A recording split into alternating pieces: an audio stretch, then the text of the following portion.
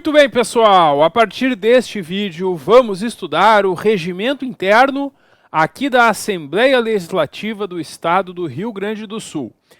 O regimento interno é a Resolução 2288 de 1991, uma resolução da própria Assembleia que já passou por várias alterações ao longo dos anos e, claro, vamos trabalhar esta resolução toda atualizada, né? O regimento interno atualizado com todas as alterações ocorridas. Vamos fazer o estudo direcionado para a prova do nosso concurso. Ao longo da aula, eu vou apresentar para vocês, então, os artigos aqui do regimento interno, explicando para vocês o funcionamento e a lógica deles, porque assim vai ficar mais fácil o estudo de vocês. Na prova, a banca costuma copiar trechos, copiar algumas informações aqui do regimento interno e te perguntar se estão certas ou erradas, alterando alguns detalhes, alterando alguns prazos. Por isso a gente vai, ao longo da aula, sempre destacar esses pontos que geralmente são perguntados em prova. No final, quando a gente concluir a análise das videoaulas, vocês têm esse material, claro, para fazer as leituras de revisão, e eu também preparei um grande simulado com muitas questões elaboradas no estilo da banca organizadora, tentando adivinhar como esse conteúdo vai ser perguntado na prova de vocês. E eu recomendo então que vocês, depois de assistirem às aulas, façam leituras de revisão do material e depois tentem resolver essas questões. Eu também vou gravar um vídeo corrigindo as questões para esclarecer quaisquer dúvidas que vocês possam ter após resolvê-las. Fazendo o estudo dessa forma, tenho certeza que vocês vão estar em boas condições de acertar qualquer questão que apareça na nossa prova. Então vamos ao que interessa, vamos conhecer o regimento interno da Assembleia Legislativa. Pessoal, como a gente sabe, né, aqui no estado do Rio Grande do Sul, nós temos os três poderes, o legislativo, o executivo e o judiciário. E o poder legislativo aqui no estado é exercido justamente pela Assembleia. A Assembleia Legislativa reúne os deputados estaduais e ela vai então tomar as principais decisões na esfera legislativa quanto à elaboração de normas e também fiscalização da prefeitura. E o regimento interno é a sua norma de funcionamento. Aqui no regimento interno estão todas as regras de como vão funcionar as sessões e reuniões da Assembleia, como são feitas as votações e tudo mais. Então começa o artigo 1º apenas apresentando que a Assembleia Legislativa tem sede na capital do estado. Claro, a sede da Assembleia é ali na Praça da Matriz, em Porto Alegre, na capital do estado. Bom, a gente tem ali no parágrafo 1º que, havendo algum motivo relevante ou de força maior, a Assembleia poderá, por deliberação da mesa, ad referendum, quer dizer sob o referendo, sob a concordância depois da maioria absoluta dos deputados, reunir-se em outro ponto do estado. Normalmente, as reuniões e sessões da Assembleia serão na sede da Assembleia. Se houver algum motivo relevante para fazer a reunião em outro lugar, fora da sede, isso pode ser feito, mediante uma decisão, no primeiro momento, da mesa, que são os deputados que estão no comando da casa. A gente vai ver hoje, aqui no regimento, qual é a composição da mesa, que vai ter o presidente, os vice-presidentes e os secretários. Essa mesa pode decidir em fazer uma reunião fora da sede. Essa decisão da mesa está sujeita a um referendo, a uma concordância depois da maioria absoluta dos deputados. Maioria absoluta dos deputados é mais da metade do total de deputados estaduais. E ao longo desta aula, nós vamos em muitos momentos falar em maiorias. E para falar sobre isso, a gente precisa entender quais são essas maiorias que existem, porque a banca pode, na prova, trocar. Aqui, por exemplo, quando consta maioria absoluta, se a banca trocar na prova de vocês por maioria simples ou por maioria de 2/3, vai estar errada, porque nesse caso é exigida a maioria absoluta. Então eu vou aproveitar que esse artigo já fala em maioria absoluta para falar para você sobre as maiorias que existem, né? Nas votações tomadas pela Assembleia, a decisão pode ser tomada por maioria simples, que é mais da metade dos deputados estaduais que estiverem presentes na reunião. Tem decisões que vão exigir maioria absoluta, que é o voto de mais da metade do total de membros. E como são aqui no Rio Grande do Sul 55 deputados estaduais, sempre que uma matéria exigir maioria absoluta, significa que para ela ser aprovada, tem que ter o voto favorável de pelo menos 28 deputados. Não importa quantos estão presentes. A matéria que exige maioria absoluta só vai ser aprovada tendo 28 votos favoráveis, enquanto forem 55 deputados estaduais.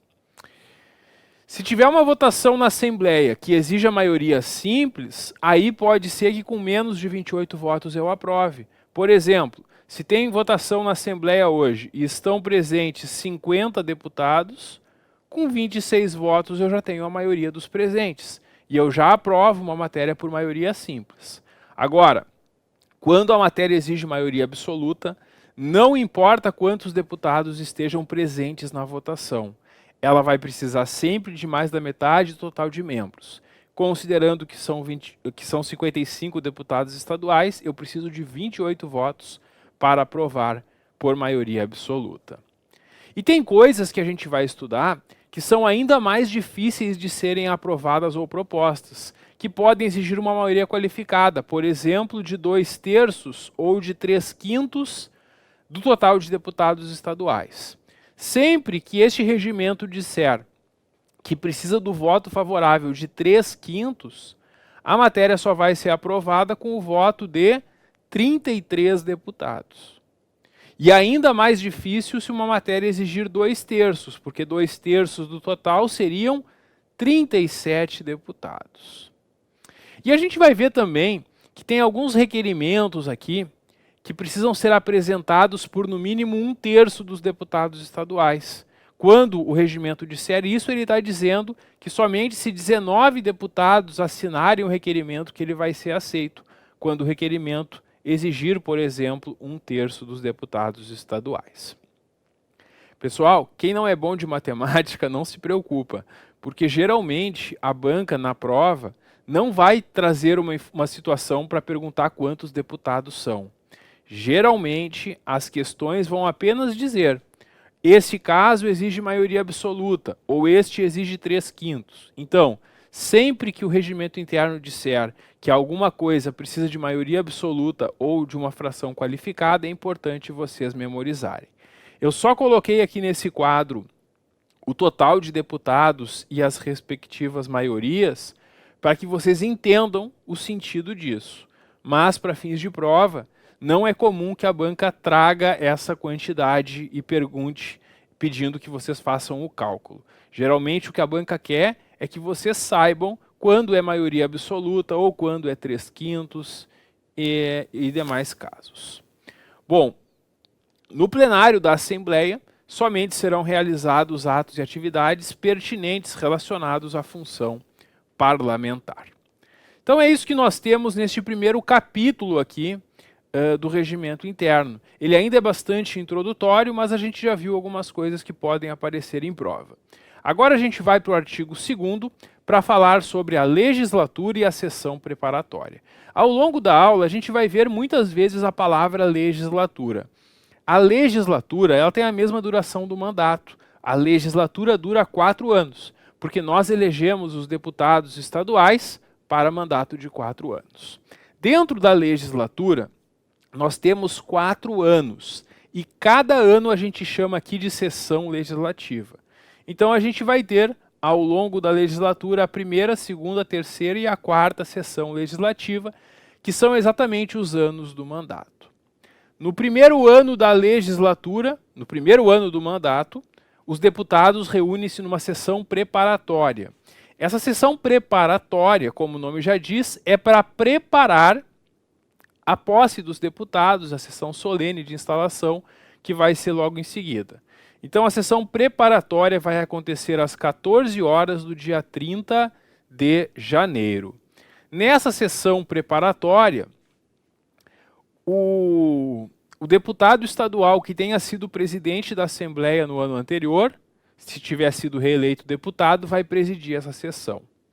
Caso o anterior presidente da Assembleia não seja mais deputado, aí essa primeira sessão vai ser presidida pelo deputado que mais recentemente foi vice-presidente ou secretário da mesa.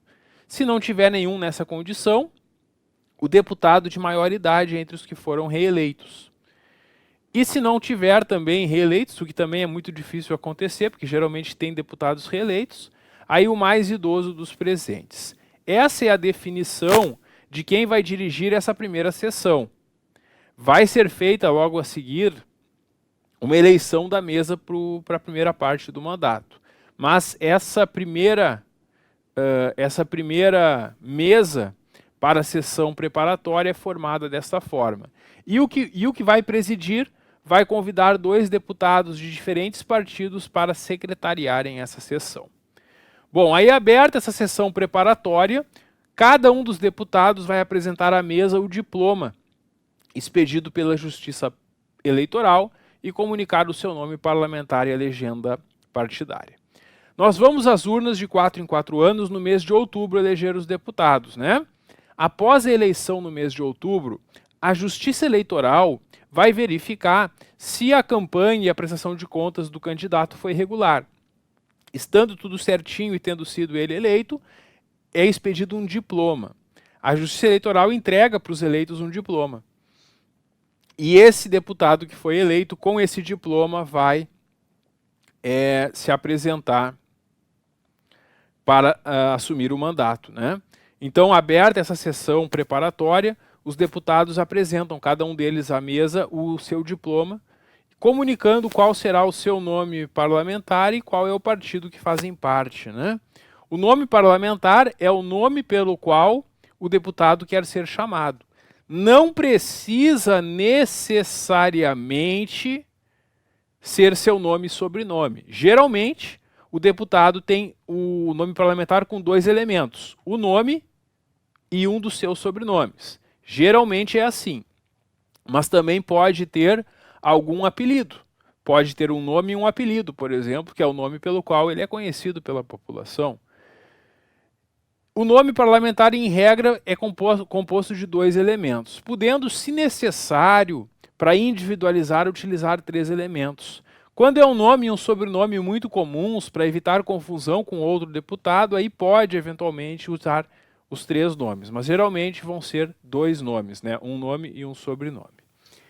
Verificada a existência do número legal para a instalação da legislatura, o presidente decidirá de plano quaisquer reclamações apresentadas e convoca a sessão para o dia seguinte, às 14 horas. Bom, então a sessão preparatória é no dia 30 de janeiro, que os deputados já vão comparecer e levar os diplomas. E aí, acontecendo isso, eles marcam para o dia seguinte uma sessão solene de posse, que vai ser às 14 horas, então, do dia 31 de janeiro. O diário da Assembleia, correspondente à sessão preparatória, vai publicar por legenda o nome de cada um dos deputados na ordem alfabética do nome parlamentar. No mesmo diário é publicada a nominata dos suplentes também que foram diplomados, né? Porque aqueles que não fizeram votos suficientes para serem eleitos deputados ficam como suplentes. E conforme durante o mandato um titular eleito se afaste, renuncie ou perca o mandato, o suplente é chamado para o seu lugar. E aí, no dia 31 de janeiro, a Assembleia vai se reunir em sessão solene para a posse dos deputados, sendo declarada instalada a legislatura e, a seguir, eleita a mesa e depois a comissão representativa. Isso vai acontecer no dia 31 de janeiro, que é a sessão de posse. Aí, no ato de posse, o presidente vai proferir o seguinte compromisso, mantendo-se de pé todos presentes. O presidente faz a leitura desse compromisso e cada deputado vai responder assim o prometo. Esse é o compromisso de posse, né? Então o presidente faz a leitura. Prometo manter, defender e cumprir a Constituição do Estado e desempenhar com toda a lealdade e dedicação o mandato que me foi confiado pelo povo rio-grandense. E aí, cada um dos deputados de pé vai falar assim o prometo. E é só isso que é para falar, porque é vedado nesse momento outras manifestações. Cada um dos deputados apenas vai prestar o compromisso dizendo assim o prometo. O deputado que toma posse depois, por qualquer motivo, porque não compareceu nessa sessão de posse, ou até porque foi chamado para assumir o mandato na condição de suplente durante o mandato, a primeira vez que assumir tem que prestar o compromisso também. Então todos os deputados, para poder assumir o mandato, vão prestar o compromisso, seja nessa sessão ou em sessão posterior. E aí sempre então que um deputado durante o mandato vai assumir, ele vai prestar esse compromisso.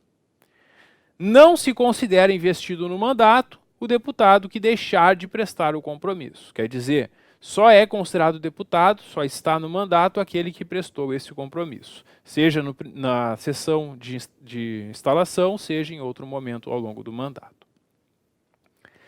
Aí o artigo 10 nos traz que no terceiro ano do mandato, no terceiro ano da legislatura, os deputados reúnem-se na segunda quinzena do mês de janeiro em sessão preparatória, convocada antes do encerramento da sessão anterior, para verificação do quórum necessário para a eleição da mesa. Quer dizer, verificar se tem a quantidade de deputados presentes para que possa ser feita essa votação. Por que isso, pessoal? Porque a gente tem uma eleição da mesa a cada 2 anos, né? Então, no primeiro ano se elege a mesa para o primeiro e para o segundo ano do mandato, e no terceiro ano, para o terceiro ano, se elege, então, uma nova mesa, né? Então, no terceiro ano se elege uma nova mesa, justamente para o terceiro e quarto anos do mandato. Então a gente vai ter essa sessão de instalação no dia 31 de janeiro do primeiro ano do mandato, e depois tem de novo lá 31 de janeiro do outro ano do mandato. A gente tem depois aqui no capítulo 3 as sessões legislativas da Assembleia. E a Assembleia reúne-se em sessão legislativa ordinária, que é o período normal de funcionamento dos trabalhos da Assembleia, de 1º de fevereiro a 16 de julho, e depois de 1º de agosto a 22 de dezembro. O período de sessão ordinária é o período no qual são realizadas as sessões normais da Câmara. Da Assembleia, né, da Assembleia Legislativa. Então, no mês de janeiro, a Assembleia não tem reuniões. Ela começa a se reunir 1º de fevereiro e funciona até 16 de julho. No dia 17 de julho, a Assembleia entra de recesso novamente, parando de funcionar até 31 de julho. 1º de agosto ela volta a funcionar e funciona até 22 de dezembro. Ali no finzinho do mês de dezembro e no mês de janeiro do ano seguinte, a Assembleia não está tendo as reuniões ordinárias, ela está de recesso. E também é possível que sejam convocadas sessões extraordinárias da Assembleia. Uma sessão extraordinária é uma sessão extra, uma sessão a mais, além das que normalmente são realizadas. Se ao longo desses períodos for necessário mais reuniões da Assembleia, é possível fazer uma convocação extraordinária. E também, durante o recesso, se necessário, pode também ser feita uma convocação extraordinária para que os deputados se reúnam fora dessas datas. A sessão ordinária pode ser prorrogada pelo prazo máximo de 3 sessões, a requerimento de 1/3 dos deputados e por deliberação da maioria absoluta. Então, se for necessário estender esse período de sessão ordinária, é possível, por no máximo 3 sessões. Para isso tem que ter um requerimento apresentado por no mínimo 1/3 dos deputados estaduais e aprovado esse requerimento por maioria absoluta, por mais da metade do total de deputados. E a sessão ordinária não vai ser interrompida sem apreciação dos projetos de lei orçamentária. Os projetos de lei orçamentária devem ser aprovados e votados a tempo, para que se tenha o orçamento pronto para o ano seguinte. Por isso, a Assembleia não vai entrar de recesso sem ter apreciado esses projetos. Durante o período da sessão ordinária, durante o ano, né, durante aquele período de funcionamento que a gente acabou de ver ali, né, dentro dessas datas, a Assembleia vai funcionar em todos os dias úteis. Então a Assembleia está funcionando de segunda a sexta-feira, ela funciona todos os dias. As sessões plenárias são apenas em alguns dias, mas a Assembleia está funcionando todos os dias da semana. E também a Assembleia possui comissões. É que existe reunião da Assembleia como plenário. Quando eu falar em plenário, eu estou falando em todos os deputados estaduais, ou reuniões em comissões da Assembleia. Quando a Assembleia se reúne em uma comissão, apenas alguns dos deputados estão naquela reunião. E a gente vai estudar ao longo desta aula o que faz cada uma dessas comissões. As reuniões das comissões técnicas permanentes vão ser realizadas terças, quartas e quintas-feiras, no turno da manhã. E as reuniões das comissões mistas permanentes nas quartas-feiras, das 11 às 13 horas. Esses são os horários de reuniões das comissões aqui da Assembleia. E essas reuniões nunca vão colidir com o horário das sessões plenárias. Porque não pode acontecer ao mesmo tempo uma reunião do plenário e das comissões, porque as comissões são formadas justamente por deputados que fazem parte do plenário. Por isso, eles estabelecem dias e horários que não conflitem com as sessões plenárias da Assembleia.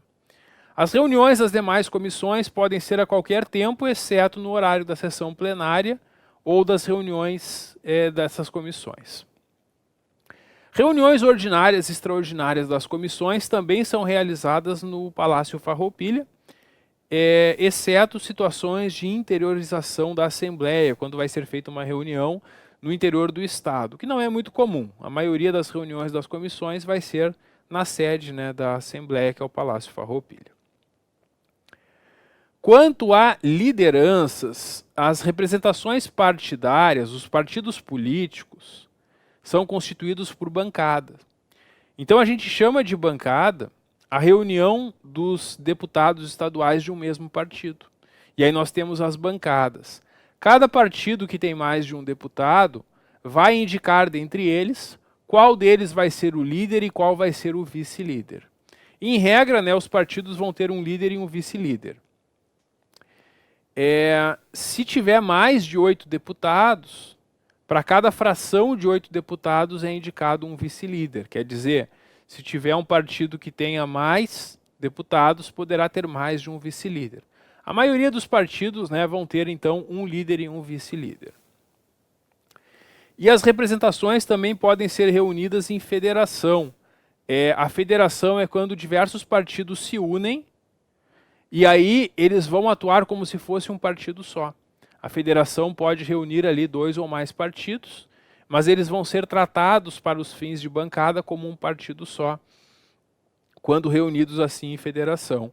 E aí também a bancada da federação vai ter um líder e um vice-líder. E o que significa ser o líder da bancada? Esse líder da bancada muitas vezes vai falar em nome dos deputados do partido, e ele vai ter espaços durante as sessões para usar a palavra. Que são as chamadas comunicações de líder. Além disso, né, muitas decisões podem ser tomadas por acordo entre os líderes. Eles fazem uma reunião com os líderes de cada bancada para tomar alguma decisão sobre algum procedimento. Então aqui a gente tem atribuições do líder. O líder de cada bancada tem as seguintes prerrogativas: usar a palavra a qualquer momento da sessão em comunicação urgente, exceto durante a ordem do dia. Porque na ordem do dia, que é o momento que as matérias estão sendo discutidas e votadas, só pode ter debate sobre a matéria que está em debate e votação. Nas demais fases da sessão, pode usar a palavra em comunicação urgente. E aí sobre outros assuntos também. Também o líder da bancada tem a prerrogativa de discutir proposições e encaminhar a votação, ainda que não esteja inscrito. E no encaminhamento de votação, cada líder poderá fazer uma defesa pela aprovação ou pela rejeição do projeto que vai ser colocado em votação. Também o líder pode emendar as proposições na ordem do dia da sessão, em fase de discussão. Pode propor uma alteração na matéria que está lá na ordem do dia, no momento da discussão. E ainda indicar deputados do seu partido para integrar as comissões, porque a gente vai ver que na formação das comissões, o líder da bancada de cada partido vai indicar quais deputados vão para quais comissões. Cada líder da bancada tem direito a uma comunicação urgente por sessão plenária, podendo delegar a um dos seus liderados essa incumbência de fazê-la, desde que seja um assunto de interesse da bancada. E as bancadas parlamentares vão informar a presidência da mesa quem serão, né, os seus líderes e vice-líderes. O partido que venha a se constituir em data posterior à instalação apenas terá as prerrogativas de ter líder de bancada se for integrado por 3 ou mais deputados. Como assim? É que a nossa legislação eleitoral muitas vezes oportuniza algumas brechas para que deputados mudem de partido. Então, se ao longo do mandato um novo partido passar a ter deputados, por exemplo, porque deputados saíram de outros partidos e foram para esse esse novo partido também vai ter um líder e vice-líder, mas somente vai ter isso se for integrado por 3 ou mais deputados. Se é formado um novo partido durante o mandato e ele tiver 2 deputados ou 1 deputado, não poderá usar essa prerrogativa. Também tem um líder e um vice-líder por partido com representação na Assembleia que são indicados pela executiva regional.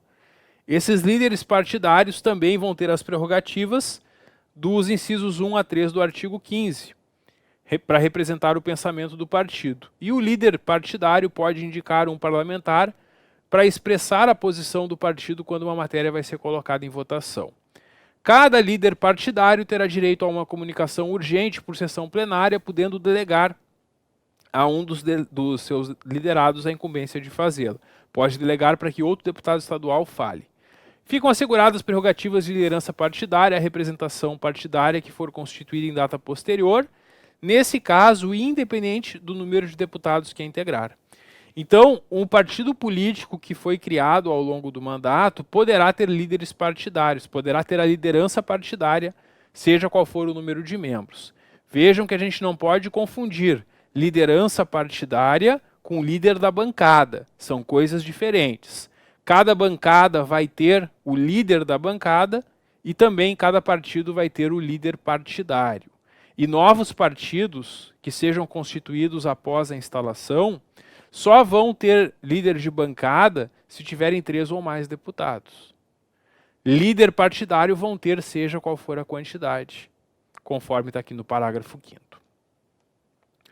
O chefe do Poder Executivo, quem é o chefe do Poder Executivo, pessoal? É o governador do Estado. O governador do Estado, chefe do Poder Executivo, pode indicar deputados que vão exercer a liderança do governo, tendo líder e vice-líder do governo.